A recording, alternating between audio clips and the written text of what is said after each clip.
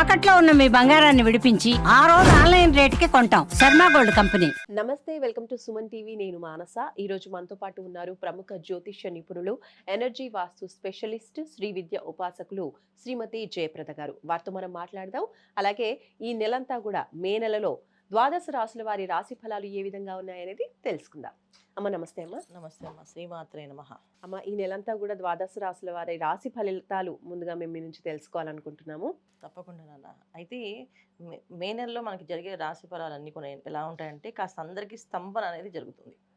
అంటే ఒక్కొక్క రాశికి ఒక్కొక్క ప్రభావం. కొంతమందికి అనారోగ్య సమస్య, కొంతమందికి ఆరోగ్య సమస్యలు, కొంతమందికి ఏమో ఆర్థికపరమైన సమస్యలు, కొంతమందికి కుటుంబంలో కాస్త కలహాలు, చిన్న చిన్న మనస్పర్ధలు ఇవే జరిగే అవకాశాలు ఎక్కువగా ఉన్నాయి. ఎందుకంటే ఈ ప్రభావం ఒక మాస ఫలితాలు మే నెలలో జరిగేవి మాత్రమే కాదు. ఈ షష్టగ్రహ కూటమి ఏదైతే జరిగిందో మనకి దాని ఒక ప్రభావం మనకి ఒక 50-55 రోజుల దాకా ఉంటుంది.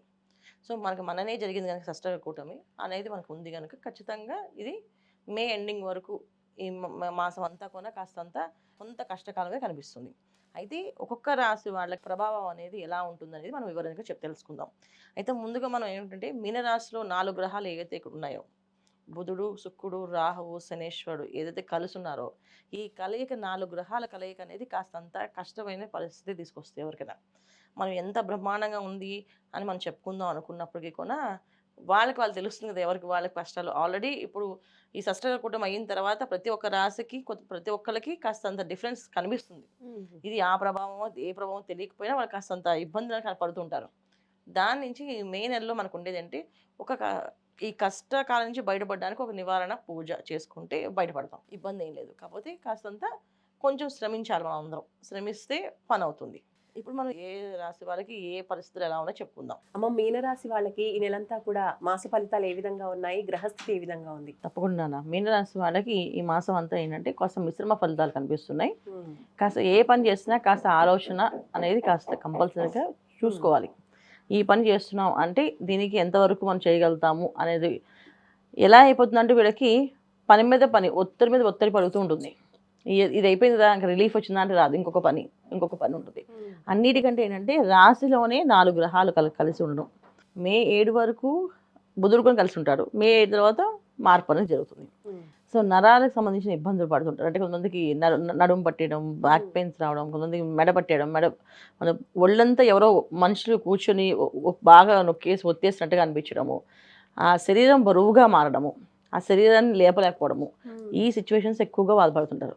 దాని తోడు వీళ్ళు చేసే పనుల్లో ఇంకా కొంచెం ఎక్కువ ఒత్తిడి ఉండడం. అంటే ఉద్యోగస్తులకి అయితే కొంచెం వేరే టార్గెట్స్ ఎక్కువ ఇవ్వడము, వ్యాపారస్తులకి అయితే వ్యాపారం కోసం ఇంకొంచెం ప్రయత్నాలు చేయడము, ఇంకొంచెం ఎక్స్పాండ్ చేద్దాం అనుకోవడము, కొత్త కొత్త ఆలోచనలు, కొత్త కొత్త నిర్ణయాలు వచ్చినప్పటికీ కూడా వీళ్ళ శరీరం సహకరించదు.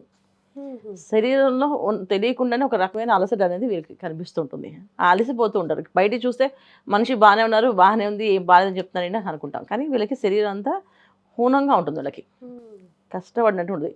ఎంతది కష్టపడాలంటే వాళ్ళు చాలా కష్టపడుతుంటారు. దానికి తోడు వీళ్ళకి కుటుంబంలో కాస్తంత వ్యతిరేక భావన, తర్వాత సంతానంతో కాస్తంత వ్యతిరేక భావన, మాట వినకపోవడము, చెప్పిన మాట చేయడము, చెప్పిన పనులు చేయమని చెప్పడము, వాళ్ళు ఏదో పనులు చేద్దామని చెప్పడము, ఆ వీళ్ళకి కాస్త వాదన, కాస్త ఇంట్లో వాతావరణం కాస్తంత ఎప్పుడు కూడా ఏదో ఒక కోల్పోయిన వాతావరణంలా కనిపిస్తుంటుంది. బాగా వాదనలు పెరుగుతూ ఉంటాయి, ఏదో డిస్కషన్స్ పెరుగుతూ ఉంటాయి. మంచిగా మాట్లాడేస్తే చెడుగా అర్థమవుతూ ఉంటుంది. పిల్లలు అలాగే ఉంటారు, భార్య అలాగే ఉంటుంది, అలాగే భర్త అలాగే ఉంటారు, పిల్లలు అలాగే ఉంటారు. సో మీనరాశి వాళ్ళు స్త్రీలకైనా పురుషులకైనా ఇదే పరిస్థితి ఈ మాసం. మిగతా బయట విషయాల్లో అన్నింటిలో కూడా వీళ్ళకి అనుకూలంగా ఉంటుంది. బయట స్నేహితులు, బంధువులు ఎవరితో కలిసినా బాగానే ఉంటుంది. కానీ ఇంటికి వచ్చినాక మళ్ళీ స్టార్ట్ అవుతుంది ప్రాబ్లం. ఇంట్లో అంత ఆనందంగా సంతోషంగా ఉండదు ఈ మాసం అంతా. బయట అంతా బాగుంటుంది, కానీ ఇంట్లోనే గెలిస్తే కదా బయట గెలవగలం. మన శరీరంలో ఓపిక, సహనంగా మాట్లాడడము ఇవన్నీ జరగాలంటే కాస్తంత పరిహారం చేసుకుంటేనే వీళ్ళు కాస్త బయటపడగలుగుతారు. ఇంకా వీళ్ళకి ఏలినాటి శని ప్రభావం కూడా ఉందన్నారు కదా మీనరాశి. అవునవును, రాశిలోనే శనేశ్వరుడు వస్తున్నారు కదా, దానివల్ల ఏంటంటే కాస్తంత పరీక్షా కాలం అనేది ఉంటుంది. వీళ్ళకి పరీక్షిస్తూ ఉంటాడు, అన్ని విషయాల్లో పరీక్షిస్తూ ఉంటాడు. మామూలుగా జపం చేసుకునే వాళ్ళకి పరీక్షే, పూజ అనుష్ఠానం చేసిన వాళ్ళకి పరీక్షే, ఏవి చేయని వాళ్ళకి, మెడిటేషన్ యోగా చేసే వాళ్ళకి పరీక్షా కాలమే. అన్నిటికన్నా ముఖ్యంగా పొద్దున్నే లేవాలనుకునే వాళ్ళందరికీ కూడా పరీక్షా కాలమే. పొద్దునే మెలకు రాదు, లేవలేకపోవడము, వస్తే ఎర్లీ అవర్స్లో 3 o'clock 2 o'clock వచ్చేస్తుంది, లేకపోతే 7-8 రాదు. అంటే 2-3కి ప్లస్ 7-8కి మధ్యలో ఉండే ఆ కాలం వీళ్ళకి రాదు. ఆ సమయం కోసం వీళ్ళు చాలా పోరాడుతుంటారు. అది జరగకుండా అయిపోవడం. అన్ని పనులు కొన్నా అన్‌ప్లాన్డ్‌గా అవుతూ ఉంటాయి. వీళ్ళు ప్లానింగ్ చేసుకొని ఏ పనికి పెట్టుకున్నా అది అవ్వదు. అన్‌ప్లానింగ్‌లో పనులు అయిపోతూ ఉంటాయి.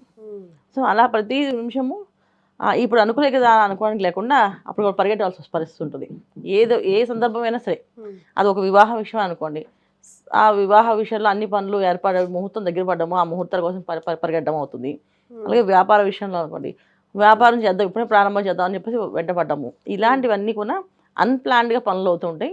అందుకని వీళ్ళు ఏంటంటే జాగ్రత్తగా ఒక నామస్మరణ చేసుకుంటూ ఆ శక్తిని ఇమ్మని కోరుకుంటూ భగవంతుడిని వీళ్ళు ముందుకు వెళ్తూ తప్ప మిగతా పనులు అంతా అనుకూలంగా అనిపించట్లేదు వీళ్ళకి. మరి ఇట్లాంటి పరిస్థితుల్లో ఉన్న వాళ్ళకి అందులోనూ ఏలినాటి శని ప్రభావం కూడా ఎక్కువగా ఉంది కాబట్టి ఎటువంటి పరిహారాలు పాటించాలి మీనరాశి వాళ్ళు?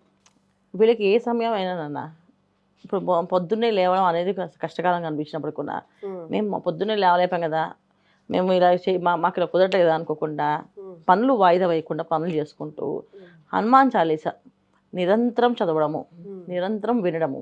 ఇప్పుడు ఒక కార్లో వెళ్తున్నారు, హనుమాన్ చాలీసా వింటూ వెళ్ళడము. ఇంట్లో ఉన్నారు, హనుమాన్ చాలీసా కంటిన్యూ ప్లే చేస్తూ ఉండము. చదువుకునే అవకాశం వచ్చింది, పుస్తకం తీసి హనుమాన్ చాలీసా చదవడం, లేదా ఫోన్లో చూసి హనుమాన్ చాలీసా చదవడం.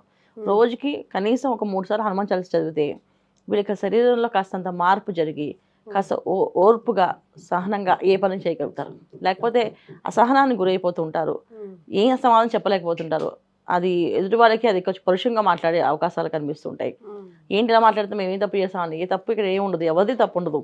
కానీ ఏంటంటే శరీరం సహకరించడం వల్ల వాళ్ళు గట్టిగా మాట్లాడితే అది వేరేగా అర్థమై కష్టం అనేది కనిపిస్తుంది. కనుక ఖచ్చితంగా ప్రతి రోజు హనుమాన్ చాలీసా 3 సార్లు చదవడం వీళ్ళకి మంచి ఫలితాలు వస్తాయి. శనివారం క్రమం తప్పకుండా ఆంజనేయ స్వామి గుడికి వెళ్ళడం, సింధూర లేపనతో పూజ చేయించడం. అంటే సింధూరం వేసి ఆ స్వామివారికి అభిషేకం చేస్తారు. సింధూర అభిషేకం చేయించుకోవడం, ఆ సింధూరం తెచ్చుకోవడం, ప్రతిరోజు బయటికి వెళ్ళేటప్పుడు ఆ సింధూరం ధరించి బయటికి వెళ్ళడం. ఇలా చేసుకుంటూ వెళితే వీళ్ళకి అన్ని సత్ఫలితాలు కనిపిస్తున్నాయి. ఓకే, ఇంకేమైనా దానం చేస్తే కూడా మీనరాశి వాళ్ళకి పరిస్థితులు అనుకూలంగా ఉంటాయా? వైశాఖ మాసంలో ఏంటంటే శుభకార్యాలు ఎక్కువ జరుగుతుంటాయి కనుక సో పెళ్లి కూతురికి మంచిగా తాంబూలం, పండు తాంబూలం, చీర, జాకెట్టు, సుమంగళి ద్రవ్యాలు అన్నీ కొన్నా దానంగా అమ్మాయికి ఇవ్వడం. సో ఆ అమ్మాయికి బొట్టు పెట్టి ఇవ్వడం అన్నది మంచి ఫలితాలు వీళ్ళకి కనిపిస్తుంటాయి. కొత్తగా పెళ్లి కూతురు అయిన తర్వాత ఇవ్వాలి. ఇది పెళ్లికి ముందు మనం పెళ్లి కూతురు చేస్తాం కదా, చేసినప్పుడు పెళ్లి కూతురు చీర కట్టుకున్న అమ్మాయి కూర్చున్నప్పుడు అమ్మాయికి సుమంగళి ద్రవ్యాలన్నీ మొత్తం పెట్టి చక్కగా చీర, జాకెట్టు, గాజులు, మెట్టెలు, కుదిరితే మంగళసూత్రాలు కూడా అలా పెట్టి తాంబూలంగా అమ్మాయికి ఇస్తే మంచి ఫలితాలు కనిపిస్తాయి వాళ్ళకి. రైట్ అమ్మా, ధన్యవాదాలు. నమస్తే అమ్మా, శ్రీమాత్రే నమః. చూసారు కదండి, మీనరాశి వాళ్ళకి ఏలినాటి శని ప్రభావం కూడా ఉంది. అలాగే పరిస్థితులు కాస్త అనుకూలించడం తక్కువగా ఉంటుంది కాబట్టి చక్కగా పెళ్లికి సంబంధించినటువంటి సుమంగళి వస్తువుల్ని దానం చేయటం వల్ల కాస్త సైలెంట్గా ఉండటం వల్ల పరిస్థితులు అనుకూలించి సత్ఫలితాలు అందిస్తాయని మనకి అమ్మ తెలియజేస్తూ ఉన్నారు. కాబట్టి తప్పకుండా ప్రయత్నించి చూడండి. ఇంకా మీకేమైనా ఇతరత్ర సమస్యలు, సందేహాలు ఉంటే స్క్రీన్పై కనిపించే నంబర్స్కి కాల్ చేసి పర్సనల్ అపాయింట్మెంట్ తీసుకోవచ్చు. చూస్తూనే ఉండండి సుమన్ టీవీ. నమస్తే.